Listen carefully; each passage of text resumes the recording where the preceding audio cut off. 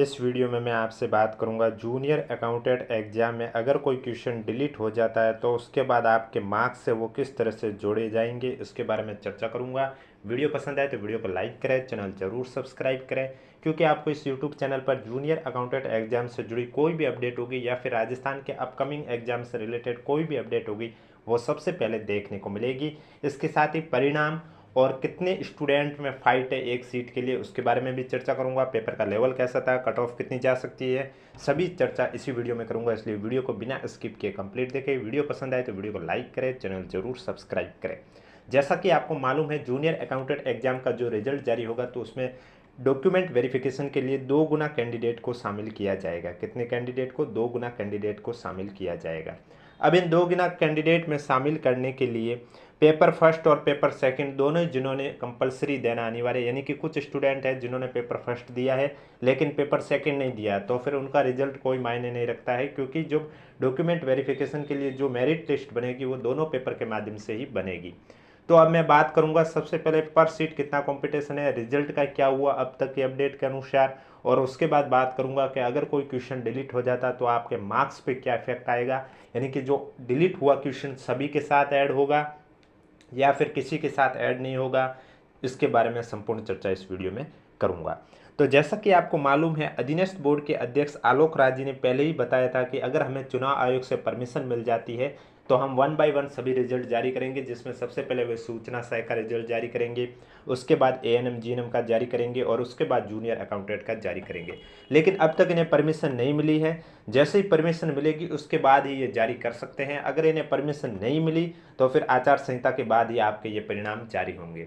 परिणाम जारी होने के बाद, यानी कि लास्ट ईयर जब जूनियर अकाउंटेंट का एग्जाम हुआ था तो वो आरपीएससी ने करवाया था, तो अधीनस्थ बोर्ड पहली बार जूनियर अकाउंटेंट का एग्जाम करवा रही है। और अधीनस्थ बोर्ड यानी कि आरएसएमएसएसबी बोर्ड हर भर्ती परीक्षा का जब रिजल्ट जारी करता है तो वो कट ऑफ के साथ ये भी शो करता है कि कितने क्वेश्चन डिलीट हुए, और उसके बाद एक फॉर्मूला भी देता है कि इस फॉर्मूले से हमने मार्क्स स्टूडेंट के जोड़े हैं। और इस बार इस फॉर्मूले में थोड़ा चेंज होगा, क्योंकि इस बार आपके 5वां ऑप्शन भी देखने को मिला जिसमें जिन्होंने क्वेश्चन अटैम्प्ट नहीं किए उनके भी नेगेटिव के तौर पर नंबर काटे जाएंगे। तो क्या थोड़ा चेंज होगा उसके बारे में भी चर्चा करूंगा, और इस फॉर्मूले को कैसे यूज करना है उसके बारे में भी चर्चा करूंगा। तो सबसे पहले आप देख सकते हो इस फॉर्मूले में लिखा हुआ है total marks of a candidate sigma of R Q into K F minus W Q into K F upon 3। तो इसमें आर क्यू का अर्थ हुआ है right question of a particular section या सब्जेक्ट। जैसे कि आपके 2 पेपर थे तो दोनों पेपर के लिए आपको अलग अलग ये फॉर्मूले से मार्क्स निकालना है और फिर लास्ट में दोनों को ऐड कर देना है। के एफ का अर्थ हुआ है की फैक्टर। की फैक्टर का एक अलग से फॉर्मूला है कि maximum marks upon total number of a question into total number of a question of a particular section upon number of a valid question of a particular section minus W Q यानी wrong question of a particular section. इसमें इस बार आपके साथ एक और जोड़ा जाएगा, W Q के साथ प्लस करके नॉट अटेम्प्ट क्वेश्चन का ऑप्शन जोड़ा जाएगा, यानी कि अगर आपने कोई क्वेश्चन खाली छोड़े हैं तो आपको वो नंबर भी लिखने होंगे, क्योंकि वो भी आपके नेगेटिव के तौर पर नंबर काट लिए जाएंगे।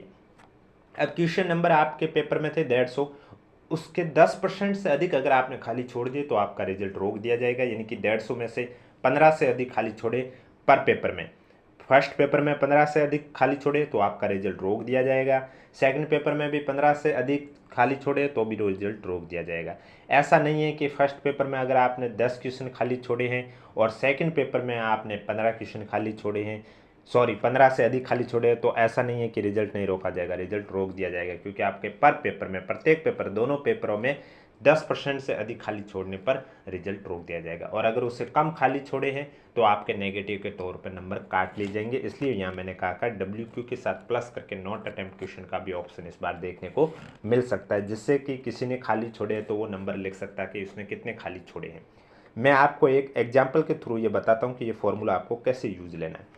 सबसे पहले तो मैं की फैक्टर की वैल्यू निकालूंगा। अब की फैक्टर की वैल्यू कैसे निकलेगी? मैक्सिमम मार्क्स, यानी कि जो आपका पेपर है वो कितने मार्क्स का है वो आपको पता होना चाहिए। तो जैसा कि आपको मालूम है दोनों पेपर के लिए आपको ये अलग अलग फॉर्मूला निकालना होगा। तो एक पेपर आपका कितने नंबर का था? 450 का, दूसरा भी 450 का, तो टोटल 900 का था। लेकिन आपको यहाँ मैक्सिमम मार्क्स क्या लिखना है? 450, क्योंकि आप अभी तक एक पेपर का ही निकाल रहे हो। तो इसमें आप लिखोगे 450। तो यहाँ मैंने लिखा 450 upon total number of a question. एक पेपर में आपके कितने क्वेश्चन थे? 150। तो आप लिखोगे 150, क्योंकि मैं दोनों पेपर के लिए अलग अलग फॉर्मूला निकालना होगा। फिर है total number of a question A particular section. जैसे कि पेपर फर्स्ट था तो उसमें टोटल कितने क्वेश्चन थे? 150। तो आप लिखोगे 150 upon number of a valid question of a particular section. यहाँ पर जो डिलीट हुए क्वेश्चन वो शो होते हैं, यानी यहाँ लिखा हुआ वैलिड क्वेश्चन कितने माने। मैं अभी ये मान लेता हूं कि अधीनस्थ बोर्ड ने एक भी क्वेश्चन डिलीट नहीं किया था पेपर फर्स्ट में, तो यहाँ मैं 150 लिखूंगा। 150 के 150 क्वेश्चन वैलिड है। अगर माना कि वो 2 क्वेश्चन डिलीट करता है तब आपको यहाँ 150 के जगह 148 लिखने हैं। जितने क्वेश्चन डिलीट करते हैं उतने 150 में से घटाकर आपको यहाँ नंबर ऑफ वैलिड क्वेश्चन में लिखने हैं। इसके बाद आप सॉल्व करोगे। मैंने मान लिया कि एक भी क्वेश्चन डिलीट नहीं हुआ पेपर फर्स्ट के लिए, तो आप क्या 150 के 150 रखोगे। जब इसको सॉल्व करोगे तो आपके की फैक्टर की वैल्यू आएगी 3। कितनी आएगी? 3। तो आप याद रखना, अब की फैक्टर की वैल्यू 3 आपको कहाँ पुट करनी है? यहाँ पर पुट करनी है। तो इसमें सबसे पहले दे रखा है राइट क्वेश्चन, यानी कि आपने मान लिया कि आपके पास 150 में से 100 क्वेश्चन आपने सही किए, तो आप लिखोगे 100। की फैक्टर की वैल्यू अभी आपने निकाली 3 थी, तो आप लिखोगे 3। फिर कोष्टक बंद करोगे, माइनस डब्ल्यू क्यू यानी कि रॉन्ग क्वेश्चन। मैंने मान लिया कि 20 क्वेश्चन रॉन्ग किए हैं। इसके बाद यहाँ एक प्लस का एक और आएगा, नॉट अटेम्प्ट क्वेश्चन। आपने कितने क्वेश्चन अटेम्प्ट नहीं किए? मैंने मान लिया मैंने सभी 150 क्वेश्चन अटेम्प्ट किए, नहीं आया तो मैंने 500 गोला भर दिया है, तो यहाँ मैं पर कर दूंगा 0।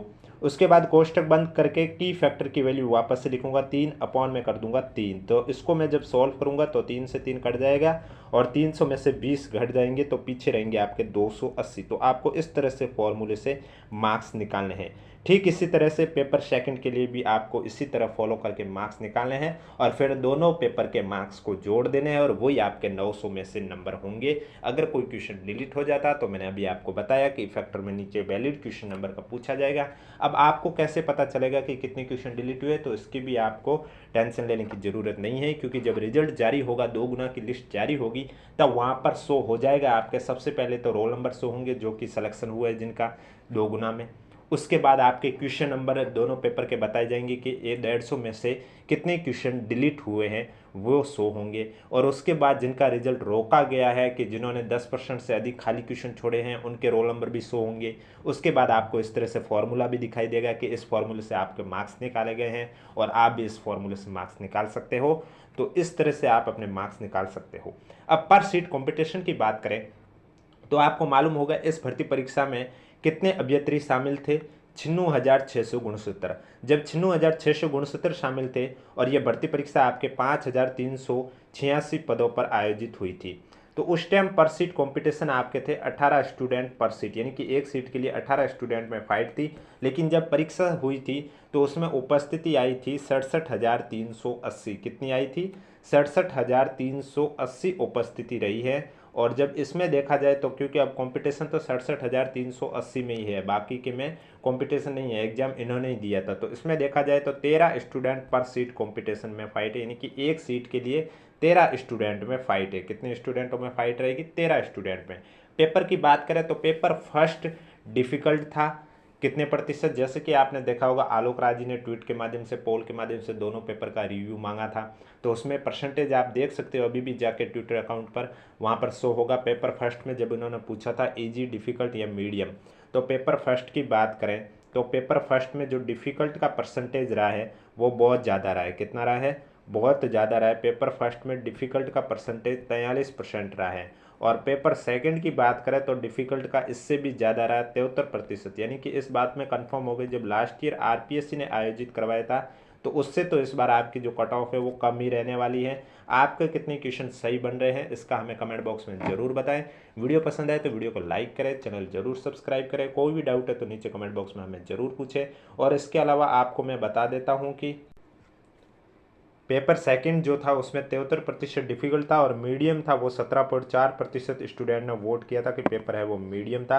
इस बार का पेपर जूनियर अकाउंटेंट का बहुत टफ था, समय भी कम मिला था स्टूडेंट को, और भी स्टूडेंट को शिकायतें थी कि ट्रांसलेशन में भी प्रॉब्लम थी, हिंदी में कुछ और लिखा हुआ हो रहा है, इंग्लिश में कुछ और लिखा हो रहा है, ऐसी भी प्रॉब्लम स्टूडेंट में आई थी। तो ये थी आज की अपडेट। वीडियो पसंद आए तो वीडियो को लाइक करें, चैनल जरूर सब्सक्राइब करें और एक बार हमें फिर से ज़रूर आप कमेंट बॉक्स में बताइए कि आपने कितने क्वेश्चन सही किए हैं, आपके कितने मार्क्स बन रहे हैं। और रिजल्ट जैसे ही जारी होगा मैं आपके लिए इसी यूट्यूब चैनल पर सबसे पहले अपडेट लाऊंगा, इसलिए नोटिफिकेशन भी ऑन कर दीजिए ताकि जब भी मैं नया वीडियो अपलोड करूं सबसे पहले आपके पास पहुंचे। और कोई भी अपडेट जाने के लिए अगर अभी तक आपने हमारा टेलीग्राम ग्रुप ज्वाइन नहीं किया है तो वो भी आप ज्वाइन कर सकते हो, क्योंकि आपको इस यूट्यूब चैनल पर आरपीएससी और अधीनस्थ बोर्ड द्वारा आयोजित हुए एग्जाम में पूछे गए राजस्थान जीके के क्वेश्चन की सीरीज भी करवाई जाती है। आप प्लेलिस्ट जाके भी देख सकते हो। इसके अलावा राजस्थान के टॉपिक वाइज जीके के वीडियो भी देखने को मिलते हैं।